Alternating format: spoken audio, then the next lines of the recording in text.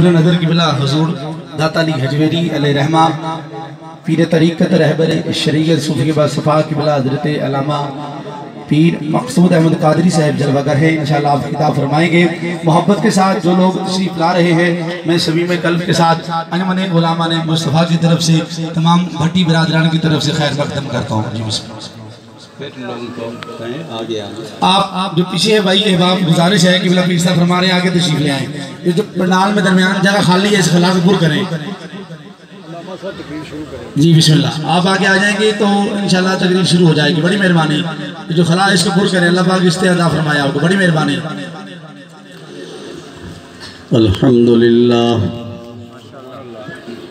الحمد لله نحمده ونستعينه ونستغفره ونؤمن به ونتوكل عليه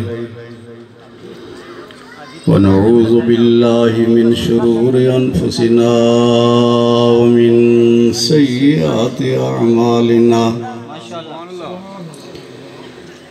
من يهده الله فلا مضل له ومن يضلله فلا هادي له ونشهد أن لا إله إلا الله وحده لا شريك له لا ند له ولا ضد له ولا مثل له ولا مثال له سرمدي أزلي أبدي دهري ديمومي لا أول له ولا آخر له ونشهد أن سيدنا وسندنا وحبيبنا وطبيبنا ومأوانا وملجأنا در الله المخزون سر الله المكنون نور الأفئدة والعيون سرور القلب المحزون عالم ما كان وما يكون سيدنا ومولانا محمدا عبده ورسوله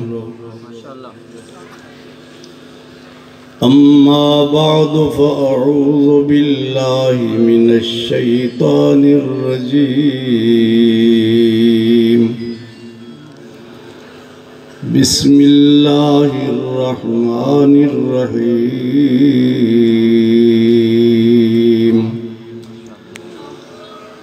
وما أرسلناك إلا رحمة للعالمين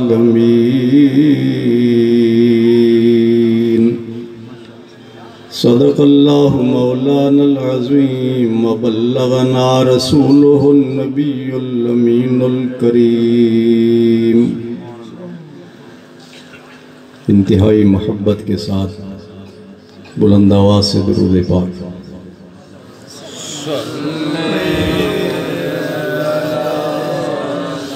صلی علی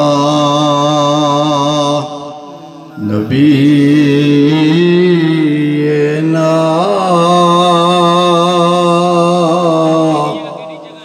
صلی علی محمد صلی علی شفیعنا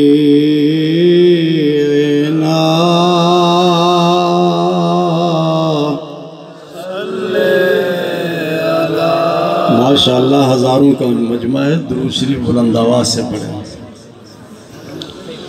بلغ العلا بکمالہ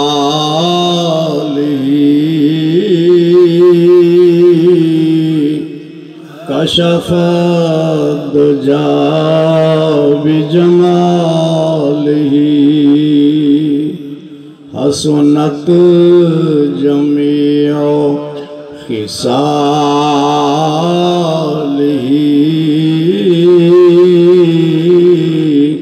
صلوا عليه وآله صلی علی نبینا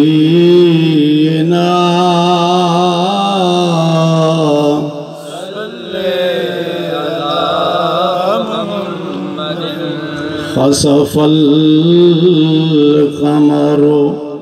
بجماله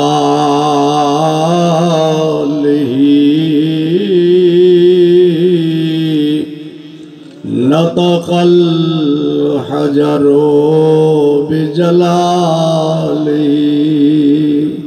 عجز البشر بكماله صلوا عليه وآله صلی علی نبینا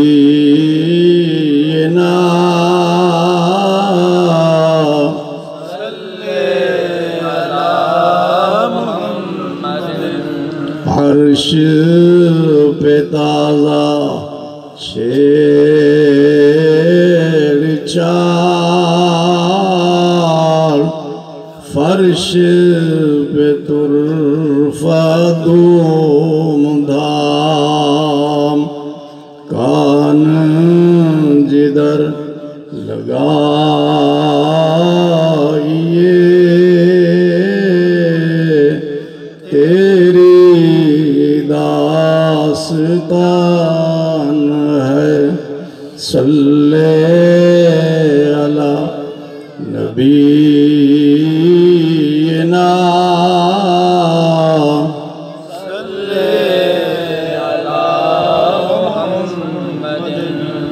وہ جو نہ تھے تو کچھ نہ تھا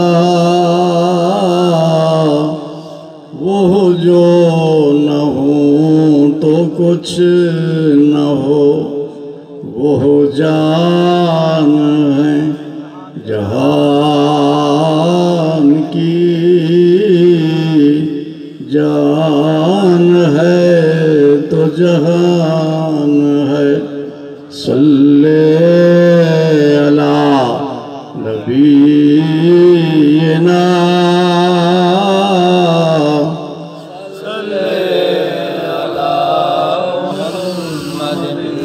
وہی لامکاں کے مکین ہوئے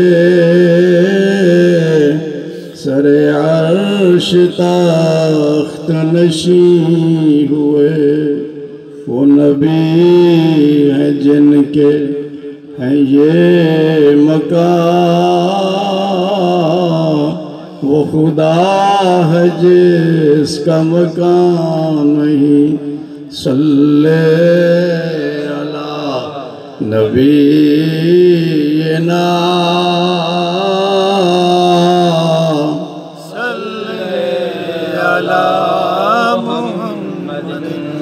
وہ کمال حسن حضور ہے کہ گمان نقص جہاں نہیں یہی پھول خار سے دور ہے یہی شمع ہے کہ دعا نہیں صلی علی نبینا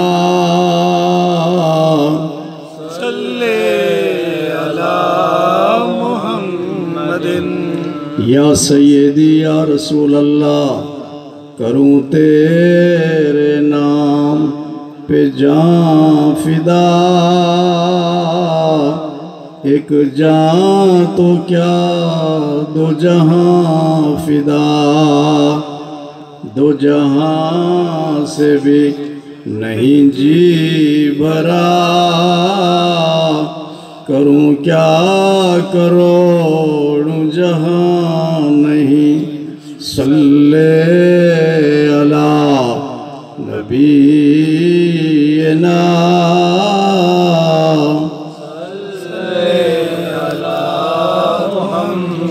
کروں مد اہل دول رضا پڑے اس بلا میں میری بلا میں گدا ہوں اپنے کریم کا میرا دین پارنا نہیں صلی علی نبینا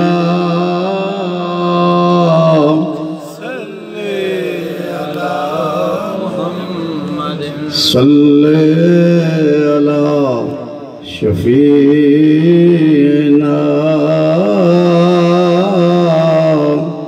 صلی علی محمد.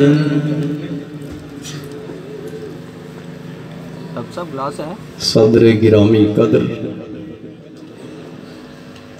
جناب پیر طریقت سید مسعود حسین شاہ صاحب، ماشاءاللہ. محترم جناب پیر طریقت سید ظہیر حسین شاہ صاحب، میزبان محفل جناب الحاج چودھری قربان علی بھٹی صاحب، جناب الحاج چودھری اصغر محمود سلطان محمود بھٹی صاحب، علماء کرام، نعت خوان حضرات، بزرگوں، بھائیوں، عزیزوں،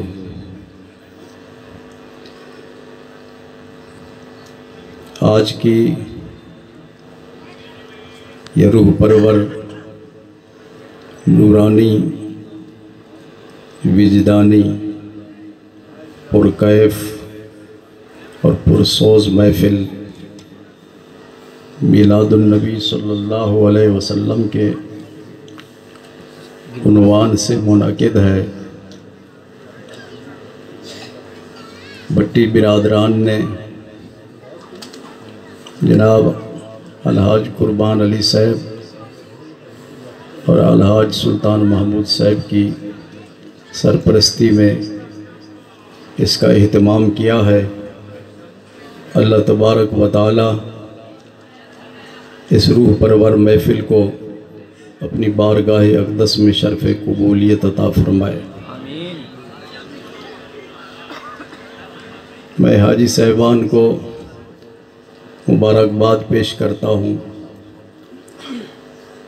کہ اللہ تبارک و تعالی کی توفیق حضور صلی اللہ علیہ وسلم کی نظر رحمت ماشاءاللہ. اور حضرت داتا گنج بخش رحمۃ اللہ علیہ کی نظر فیض سے کئی سالوں سے عظیم الشان جلوس کا اہتمام کرتے ہیں، ماشاءاللہ. اور جلوس کے بعد عظیم الشان محفل کا اہتمام کرتے ہیں، جس میں بہت سارے علماء کرام خطابات کے ذریعے لوگوں کی اصلاح کرتے ہیں اور ان تک حضور صلی اللہ علیہ وسلم کے عشق و محبت اور آپ کی سیرت طیبہ کا پیغام پہنچاتے ہیں.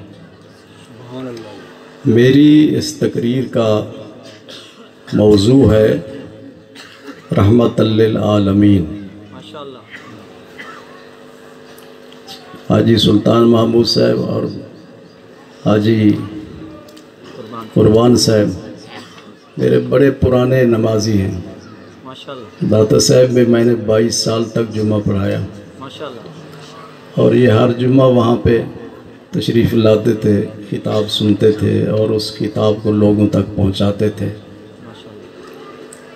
میں نے بڑے بڑے منطقی اور فلسفی، شیخ الحدیث، شیخ معقولات شیخ المنقولات علماء سے تعلیم حاصل کی، فلسفیانہ گفتگو بھی ہو سکتی ہے، منطقیانہ گفتگو بھی ہو سکتی ہے، صغریٰ کبریٰ کے حوالے سے بھی گفتگو ہو سکتی ہے، لیکن میں نے ایک حدیث پڑھی ہے، حضور صلی اللہ علیہ وسلم نے ارشاد فرمایا کلم الناس علی قدر عقولہم لا علی عقولکم، کہ لوگوں کی ذہنی سطح کو سامنے رکھ کے گفتگو کیا کرو، اپنی علمیت نہ جگایا کرو۔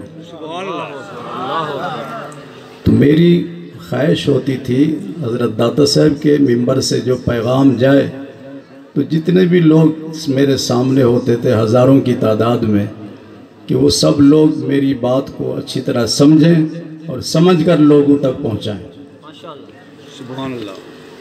چنانچہ انتہائی سادہ انداز میں گفتگو کی جاتی تھی قرآن اور حدیث کے حوالے سے، اور اسی حوالے سے حاجی صاحبان پیار کرتے ہیں اور ہر سال بلاتے ہیں، لیکن میں ایک سال یہاں پہ حاضر ہوا تھا، اس کے بعد پھر یہ عمان میں یعنی مسقط اور سہار وغیرہ میں ہمارے کافی سارے مرید حضرات ہیں جو حضرت داتا صاحب رحمۃ اللہ علیہ کا عرس کا اور میلاد کا انتظام کرتے تھے، تو آج کل لاک ڈاؤن کی وجہ سے وہاں پہ یہ سلسلہ رک گیا ہے، تو اس لیے اس سال میں نہیں جا سکا۔ تو حاجی صاحب نے کہا کہ آئیں، تو میں نے کہا جی اگر جمعرات کو میلاد ہوا تو حاضر ہوں گا، اگر جمعہ کو ہوا تو مشکل ہے، اس لیے کہ جمعہ کے دن ہم نے جمعہ پڑھانا ہوتا ہے، لیکن حاجی صاحب کا حکم تھا اور ماشاءاللہ سادات کی حاضری تھی،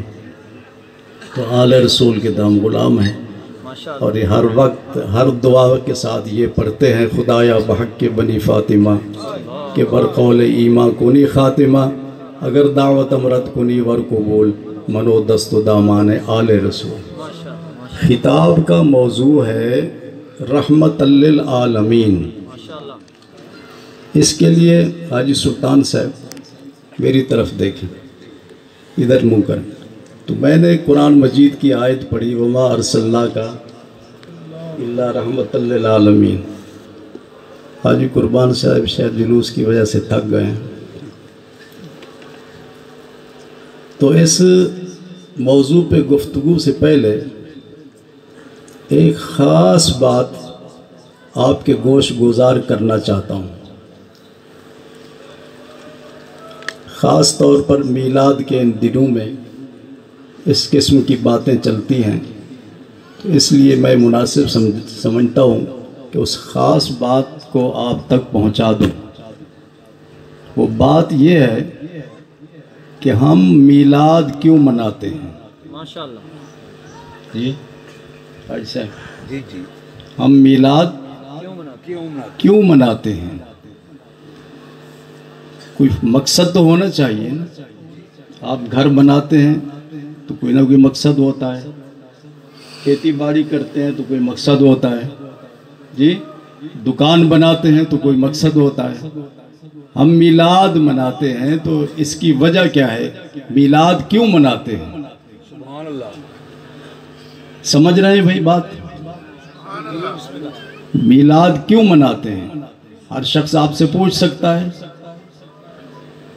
تو اس کا جواب یہ ہے کہ میلاد منانا سنت مصطفیٰ ہے۔ سب بولیں میلاد منانا، بولیں پھر بولیں میلاد منانا سنت مصطفیٰ ہے، بدعت نہیں ہے۔ بدعت جو کہتا ہے بدعت ہے وہ خود بدعتی ہے۔ میلاد منانا حضور صلی اللہ علیہ وسلم کی سنت ہے، پھر سنت پہ عمل کرنا چاہیے یا نہیں؟ کرنا چاہیے۔ ہمارا شاہ صاحب درس نظامی سلیبس جو ہے نا علماء کا، اس کو کہتے ہیں درس نظامی، اس کی آخری کلاس ہوتی ہے دورہ حدیث۔ اس دورہ حدیث میں 6 صحیح حدیث کی کتابیں پڑھائی جاتی ہیں۔ ان 6 حدیثوں میں سے ایک کتاب کا نام ہے مسلم شریف اور دوسری کتاب کا نام ہے سنن ابو داؤد، ماشاءاللہ 2 کتابیں۔ ماشاءاللہ۔ ان دونوں کتابوں میں ایک حدیث ہے، ذرا غور سے سنیے. بیٹھو حاجی صاحب ادھر آؤ. حدیث غور سے سنیں. ایک صحابی گزرے ہیں، ان کا نام ہے حضرت ابو قتادہ. کیا نام ہے بولیں حاجی صاحب؟ حضرت ابو قتادہ ایک صحابی ہیں. انہوں نے حضور صلی اللہ علیہ وسلم سے سوال کیا. باتیں نہ کرو بھائی. حضور صلی اللہ علیہ وسلم سے سوال کیا. وہ سوال کیا تھا؟ عرض کیا آپ ہر پیر کو روزہ رکھتے ہیں، ہر سوموار کو روزہ رکھتے ہیں، اس کی کیا وجہ ہے؟ تو حضور صلی اللہ علیہ وسلم نے ارشاد فرمایا، ذرا غور کیجئے.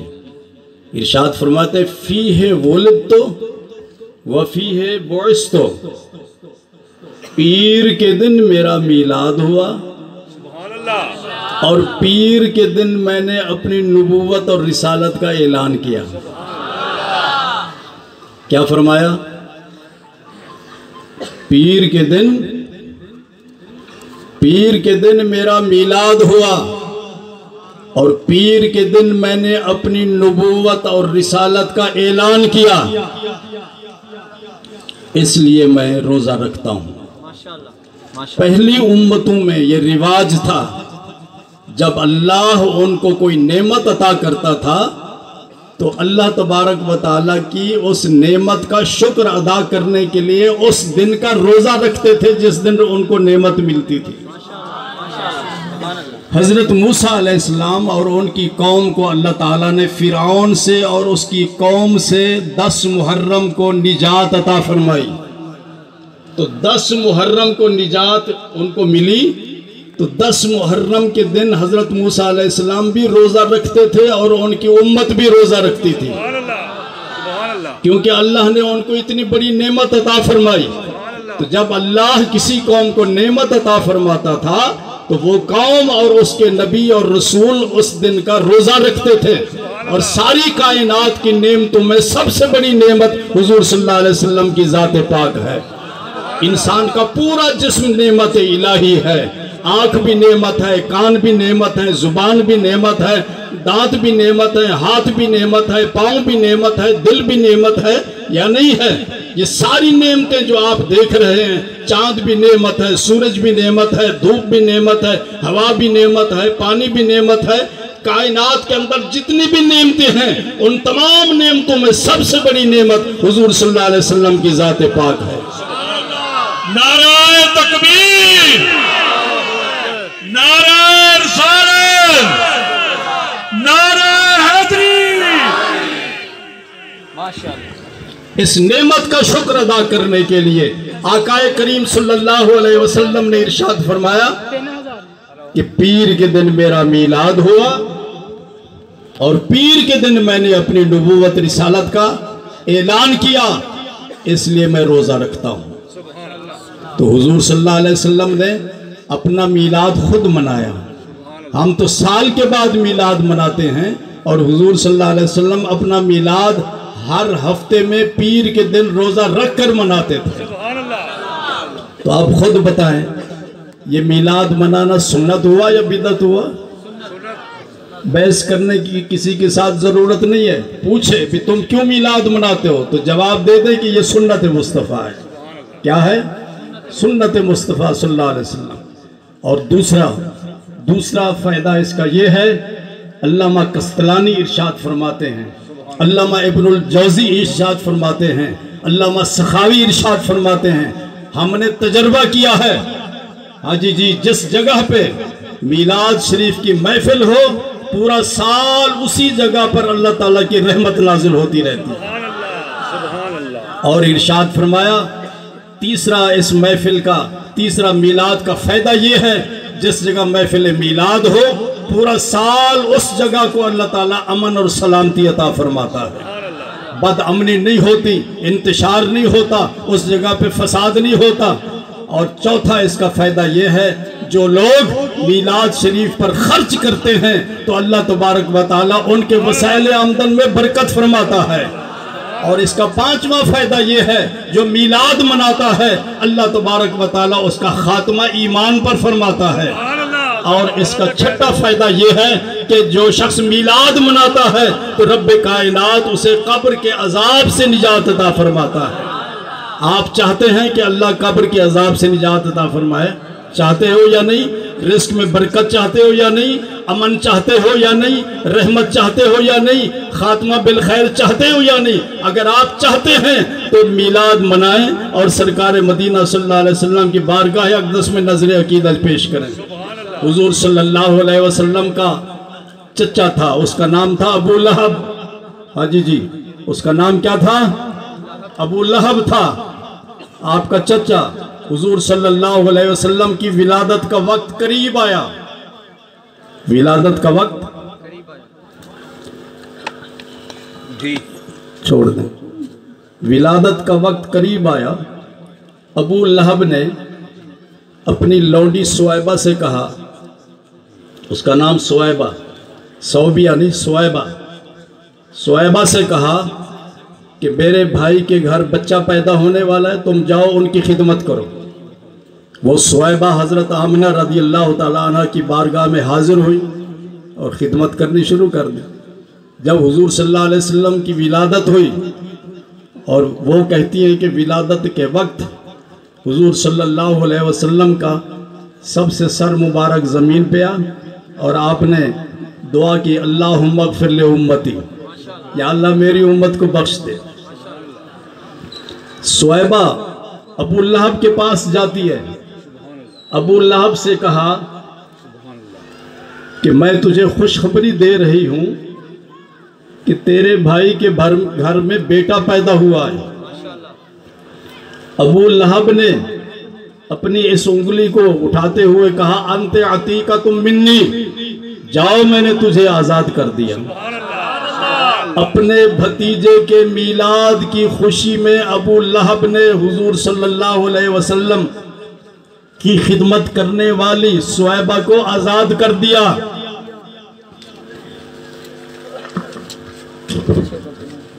جب ابو لہب مر گیا، قرآن مجید میں ہے، حاجی جی پوری زندگی حاجی قربان اس نے حضور صلی اللہ علیہ وسلم کی مخالفت کی، اسلام قبول نہیں کیا، کفر اور شرک پر اس کی موت واقع ہوئی۔ خواب میں حضرت عباس نے ابو لہب کو دیکھا، خواب میں ابو لہب سے پوچھا قبر میں کیسا وقت گزر رہا ہے؟ اس نے کہا نہ پوچھو، قبر میں سخت قسم کے عذاب میں مبتلا ہوں، کفر اور شرک کی وجہ سے سخت قسم کے قبر کے عذاب میں مبتلا ہوں۔ جب پیر کا دن آتا ہے، ان دونوں انگلیوں کے درمیان سے شاہ جی ماشاءاللہ کچھ علماء بیچارے اتنا نالج نہیں ہوتا، وہ کہتے ہیں اس انگلی سے پانی نکلتا ہے، نہیں، ان دونوں انگلیوں کے درمیان سے پانی نکلتا ہے۔ سبحان اللہ، میں اس پانی کو چوستا ہوں اور سکون حاصل کرتا ہوں۔ ماشاءاللہ، قبر میں جہاں سکون ہو وہاں عذاب نہیں ہوتا، جہاں عذاب ہو وہاں سکون نہیں ہوتا۔ تو وہ کہتا ہے کہ پیر کے دن میری ان دونوں انگلیوں سے پانی نکلتا ہے، میں چوستا ہوں اور سکون حاصل کرتا ہوں۔ حاجی جی سبحان اللہ، اس نے ابو لہب نے کس کو بتایا؟ حضرت عباس کو۔ حضرت عباس ان کے سگے بھائی، وہ اسلام قبول کر چکے تھے۔ اب آگے جو بات ہے نا جی، بخاری شریف میں یہ لکھی ہوئی ہے، بخاری شریف کا حوالہ ایک مستند حوالہ ہے۔ اللہ اکبر، ذرا غور سے سنیے کہ ابو لہب نے اس کی وجہ بیان کی کہ پانی کیوں نکلتا ہے، پانی۔ اور یہ بات یاد رکھو، یہ جتنے زندہ لوگ ہیں دنیا میں، جی سچ بھی بولتے ہیں جھوٹ بھی بولتے ہیں، لیکن جب آدمی قبر میں چلا جاتا ہے تو مردہ جھوٹ نہیں بولتا، مردہ سچ بات کہتا ہے۔ اب اس نے اس کی وجہ بیان کی کہ یہ پانی کیوں نکلتا ہے۔ اس نے کہا ہاذہی بعطاقتی سویبتا، یہ پانی اس لیے نکلتا ہے کہ میں نے اپنے بھتیجے کے میلاد کی خوشی میں اپنی لونڈی کو آزاد کیا تھا۔ سبحان اللہ سبحان اللہ۔ ہزاروں درہم اس کی قیمت تھی اس لونڈی کی، تو بھتیجے کے میلاد کی خوشی میں اس کو آزاد کر دیا۔ علماء فرماتے ہیں کہ اگر ایک کافر حضور صلی اللہ علیہ وسلم کے میلاد کی خوشی کی وجہ سے قبر میں اس کو فائدہ مل سکتا ہے، تو عاشق رسول اگر حضور صلی اللہ علیہ وسلم کا میلاد منائے تو اسے قبر میں عذاب کیسے ہو سکتا ہے؟ تو اس سے یہ بات واضح ہو جاتی ہے کہ میلاد منانے والے کو اللہ تبارک و تعالیٰ قبر کے عذاب سے نجات عطا فرماتا ہے۔ اللہ تعالیٰ نے تو چودھری سلطان صاحب، چودھری قربان صاحب کو توفیق دی ہے کہ ہزاروں روپے میلاد پر اور جلوس پہ خرچ کرتے ہیں یا نہیں کرتے؟ اگر آپ کے پاس توفیق نہیں ہے، کسی کے پاس اتنے پیسے نہیں ہے کہ وہ اتنے پیسے نہیں خرچ کر سکتا، تو وہ کیا کرے؟ اللہ اکبر۔ حضرت شاہ ولی اللہ کے والد تھے حضرت شاہ عبد الرحیم، کون؟ وہ دہلی میں رہتے تھے۔ وہ فرماتے ہیں ہر سال میں مختلف قسم کے کھانے پکا کر میلاد شریف پہ تقسیم کرتا تھا۔ ایک سال اتنی گنجائش نہیں تھی تو میں نے بھنے ہوئے چنے خرید کر کے میلاد شریف کے نام پہ تقسیم کر دیے۔ وہ فرماتے ہیں کہ خواب میں مجھے حضور صلی اللہ علیہ وسلم کی زیارت نصیب ہوئی۔ اور یہ بات یاد رکھو، کسی بد عقیدہ شخص کو، کسی گستاخ شخص کو جمال مصطفیٰ کی زیارت نہیں ہوتی۔ سرکار کا جمال اس کو دکھایا جاتا ہے جس کے سینے میں عشق مصطفیٰ ہے، جس کے سینے میں حب مصطفیٰ ہے، اسے جمال مصطفیٰ دکھایا جاتا ہے۔ تو حضرت شاہ عبد الرحیم ارشاد فرماتے ہیں جب خواب میں میں نے حضور صلی اللہ علیہ وسلم کو دیکھا تو آپ کے سامنے مختلف قسم کے میلاد کے کھانے رکھے ہوئے تھے اور میرے چنے بھی آپ کے سامنے رکھے ہوئے تھے، اور حضور صلی اللہ علیہ وسلم اپنا مبارک ہاتھ میرے چنوں پہ پھیر پھیر کر خوشی کا اظہار فرما رہے تھے۔ تو معلوم یہ ہوا یہ کوئی ضروری نہیں ہے کہ ہزاروں لاکھوں روپے آپ خرچ کریں تو پھر میلاد منایا جا سکتا ہے، نہیں، جتنی اللہ تعالیٰ آپ کو توفیق عطا فرمائے آپ حسب توفیق خرچ کریں۔ آقا کریم صلی اللہ علیہ وسلم اپنی بارگاہ میں اسے قبول فرماتے ہیں۔ نعرہ تکبیر، نعرہ رسالت، نعرہ حیدری۔ وما ارسلناک الا رحمۃ للعالمین، ہم نے آپ کو کائنات کے ذرہ ذرہ کے لیے رحمت بنا کر بھیجا۔ رحمت یہاں یہ نہیں فرمایا کہ ہم نے آپ کو مسلمانوں کے لیے رحمت بنا کر بھیجا، یہ نہیں فرمایا ہم نے آپ کو نبیوں کے لیے رحمت بنا کر بھیجا، یہ نہیں فرمایا کہ ہم نے متقی لوگوں کے لیے رحمت بنا کر بھیجا، یہ نہیں فرمایا کہ رسولوں کے لیے رحمت بنا کر بھیجا، یہ نہیں فرمایا کہ ولیوں کے لیے رحمت بنا کر بھیجا، بلکہ ارشاد فرمایا ساری کائنات کے لیے آپ کو رحمت بنا کر بھیجا ہے۔ اللہ کے علاوہ جو چیز بھی ہے اسے عالم کہتے ہیں۔ کیا کہتے ہیں؟ عالم۔ الحمدللہ رب العالمین وما ارسلناک الا رحمۃ للعالمین، اللہ کے علاوہ جو چیز ہے وہ عالم ہے۔ میرے آقا کریم صلی اللہ علیہ وسلم انسانوں کے لیے بھی رحمت ہیں، جانوروں کے لیے بھی رحمت ہیں، پرندوں کے لیے بھی رحمت ہیں، نباتات کے لیے بھی رحمت ہے، جمادات کے لیے بھی رحمت ہیں، آسمانوں کے لیے بھی رحمت ہے، زمین کے لیے بھی رحمت ہے، منافق کے لیے بھی رحمت ہے، مشرک کے لیے بھی رحمت ہے، کافر کے لیے بھی رحمت ہے۔ غرض کہ اس کائنات کے اندر جو چیز بھی ہے ہر چیز کے لیے اللہ نے آپ کو رحمت بنا کر بھیجا۔ آپ نے سنا ہوگا کہ امریکہ میں 9/11 کا واقعہ پیش آیا، ایک بلڈنگ تباہ ہو گئی تھی، تو 9/11 کا واقعہ یعنی 9 ستمبر کو 2001 میں یہ واقعہ پیش آیا امریکہ میں. ستمبر میں، اکتوبر میں وہاں کی ایک تنظیم نے بہت بڑی کانفرنس منعقد کی اور اس نے مجھے بلایا اور بھی 2 علماء ہمارے ساتھ تھے اور بڑے سخت قسم کے حالات تھے. ان حالات میں کوئی بھی وہاں جانے کے لیے تیار نہیں تھا. جب میری تیاری ہوئی وہاں امریکہ جانے کے لیے تو کسی نے کہا جی وہاں کے تو حالات ٹھیک نہیں ہیں. میں نے کہا حضرت داتا صاحب کی نگاہ کرم چاہیے. ہم جا رہے ہیں، وہ ہر قدم پہ ہماری حفاظت کریں گے. وہ آل رسول ہیں اور آل رسول لجپال ہوتے ہیں. فکر نہ کرو، کسی کی جرت نہیں ہے کہ وہ ہماری طرف آنکھ اٹھا کر دیکھ سکے. تو امریکہ کے نیو یارک میں وہاں منہیٹن ایک جگہ ہے، ہلٹن ہوٹل میں یہ پروگرام تھا. تو وہاں پہ 102 ملکوں سے سکالر آئے ہوئے تھے اور انہوں نے اپنی تجاویز پیش کی. ایجنڈا یہ تھا کہ پوری دنیا کو امن کس طرح فراہم کیا جا سکتا ہے. تجویز دیں کہ پوری دنیا کو امن کس طرح حاصل ہو سکتا ہے.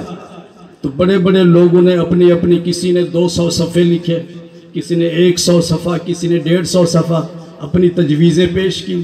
اور ایک سیشن تھا، اجلاس تھا، جس پہ تمام ادیان کے، تمام مذہبوں کے جو لیڈر تھے وہ اسٹیج پر بیٹھے ہوئے تھے اور اس کی صدارت وہ پاکستان کے سپرد کی گئی تھی. میں نے اس اجلاس کی صدارت کی. تو جب میں نے صدارتی خطبہ دیا تو میں نے کہا کہ 200 صفحے کی تجویزوں کی ضرورت نہیں ہے، 150 صفحے کی تجویز کی ضرورت نہیں ہے، 100 صفحے کی تجویز کی ضرورت نہیں ہے، بہت ساری تجاویز کی ضرورت نہیں ہے. میرے آقا کریم صلی اللہ علیہ وسلم کی صرف ایک بات پر عمل کر لو، پوری دنیا کو امن حاصل ہو جائے گا. وہ بات کیا تھی؟ میرے آقا کریم صلی اللہ علیہ وسلم نے ارشاد فرمایا، شاہ صاحب، فَآتُوا ذَا حَقٍ حَقَّهُ، ہر حقدار کو اس کا حق دے دو. جی جی اب یہ بہتر جو پراپرٹی ڈیلر ہیں وہ بہتر سمجھتے ہیں اس بات کو. یہ جتنے جھگڑے فساد ہوتے ہیں زمینوں کے اس لیے ہوتے ہیں کہ حقدار کو حق نہیں ملتا. یونین کونسل کی سطح پہ کسی کو حق نہ ملے تو وہ شور مچاتا ہے، صوبائی سطح پہ کسی کو حق نہ ملے تو شور مچاتا ہے، ملک کی سطح پہ کوئی کسی کو حق نہ ملے تو وہ شور مچاتا ہے کہ نہیں مچاتا. میرے آقا کریم صلی اللہ علیہ وسلم نے ارشاد فرمایا، شاہ جی فَآتُوا ذَا حَقٍ حَقَّهُ، ہر حقدار کو اس کا حق دے دو، جھگڑا ختم ہو جائے گا. سبحان اللہ. یہ آقا کریم صلی اللہ علیہ وسلم کا ارشاد ہے. تو میں نے تو اردو میں تقریر کی، تو عربی میں انگریزی میں ایک آدمی ٹرانسلیشن میری کر رہا تھا اور اس میں عربی بھی آئے ہوئے تھے، بیروت سے، لبنان سے، مصر سے، سعودی عرب سے، اسرائیل سے، اسی طرح بہت سارے لوگ عربی جاننے والے. جب میں اسٹیج سے نیچے اترا تو مجھے ایک آدمی عربی کہنے لگا کہ یہ جو آپ کا ٹرانسلیٹر ہے جس نے ترجمہ کیا اس نے اس حدیث کا ترجمہ نہیں کیا. جی ہاں عربی نے، کیونکہ وہ تو سمجھ گیا تھا، انگریزی بھی جانتا تھا. اس محفل میں امریکہ کا نائب صدر بھی آیا ہوا تھا، اتنی بڑی زبردست قسم کی محفل تھی. تو اس نے کہا کہ جی اس نے اس کی ٹرانسلیشن نہیں کی. پھر ایک ربی تھا جو اسرائیل سے آیا ہوا تھا، اتنی بڑی داڑھی، مجھے کہنے لگا عربی میں، احسن تھا، آپ نے اچھا خطاب کیا، آپ کوشش کریں کہ پوری دنیا میں امن قائم ہو جائے. میں نے کہا کہ آپ فلسطینیوں کو ان کا حق دے دیں، امن قائم ہو جائے گا. انڈیا کی ایک عورت آئی ہوئی تھی، وہ وہاں امن کے لیے کام کر رہی تھی انڈیا میں. تو اس نے مجھے کہا مولانا آپ نے بہت اچھی تقریر کی، آپ کوشش کریں کہ پاکستان اور انڈیا کے تعلقات اچھے ہو جائیں. تو میں نے کہا کہ آپ کشمیریوں کو ان کا حق دے دیں، معاملات سارے ٹھیک ہو جائیں گے. بارکیف مسئلہ یہ ہے کہ حضور صلی اللہ علیہ وسلم صرف مسلمانوں کے لیے رحمت نہیں، ساری کائنات کے لیے اللہ تعالیٰ نے آپ کو رحمت بنا کر بھیجا ہے. اور हाजी साहब, रहमत लिल आलमीन का माना क्या है? अरबी लफ्ज़ है ना? क्यों जी, क्या नाम है? चौधरी साहब। एक मोहम्मद अली गुजर थे, वो फौत हो गए बेचारे जी। दाता साहब वो सबील दूध लगाते थे, इस सबील में जुमा में नाल पढ़ देना जा, समझ रहे हैं आप? तो बमा अरसलना का रहमत लिल आलमीन का माना क्या है? सुनते हैं ना ये लफ्ज़ के नहीं सुनते? ये जो अपने इश्तिहारात होते हैं उस पर भी लिखा जाता है बमा अरसलना का इल्ला रहमत लिल आलमीन। अरबी लफ्ज़ है ना, माना क्या है इसका? एक बहुत बड़े मुफस्सिर गुजरे हैं, वो सूफ़ी बुज़ुर्ग हैं, उनकी तफसीर है तफसीर रूहुल मानी।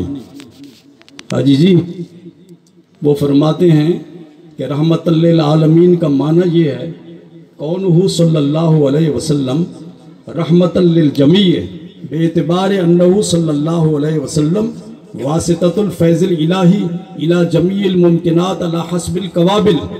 कि रहमतल लिल आलमीन का माना ये है कि इस कायनात में जिसको जो नेमत मिल रही है वो हुजूर सल्लल्लाहु अलैहि वसल्लम के वसीले से मिल रही है। सुभान अल्लाह। रहमतल लिल आलमीन का माना है वसीला। क्या माना? वसीला। आप सारी कायनात के नेमतों के हुसूल का वसीला हैं।